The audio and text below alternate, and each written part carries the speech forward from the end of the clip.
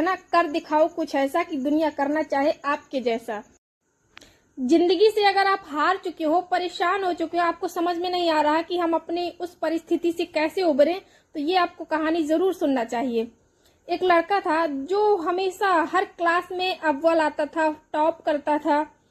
लेकिन जब उसका इंटर होने के बाद घर वालों को लगता था कि ये हम लोगों की परिस्थितियां बदल देगा, हम लोग इसकी वजह से बहुत अच्छी लाइफ जिएंगे इन फ्यूचर।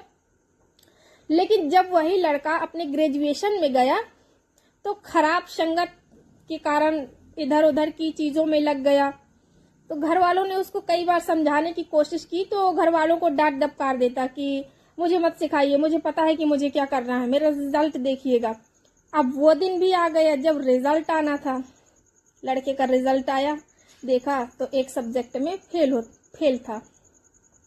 अब वो लड़का इस चीज को सहन नहीं कर पाया, क्योंकि वो हमेशा से टॉपर था और फेल का स्वाद कैसा होता है, कोई अगर हमेशा का टॉपर अगर फेल हो जाए तो उसके लिए ये बहुत बड़ी डिप्रेशन की चीज है।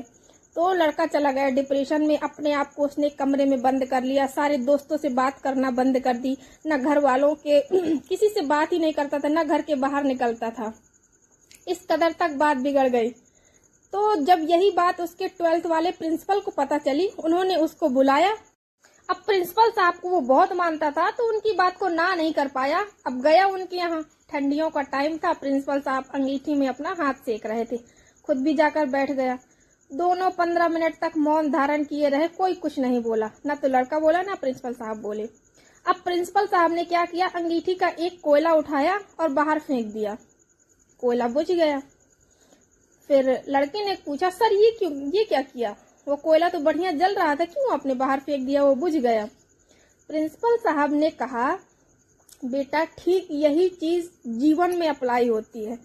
तुम जब तक अंगीठी में थे तब तक तुम बढ़िया जल रहे थे, लेकिन जैसे ही तुम बाहर आए, खराब संगत पकड़ी, तो तुमने देख लो कि तुम्हारा रिजल्ट क्या आया है, तुम फेल हो गए।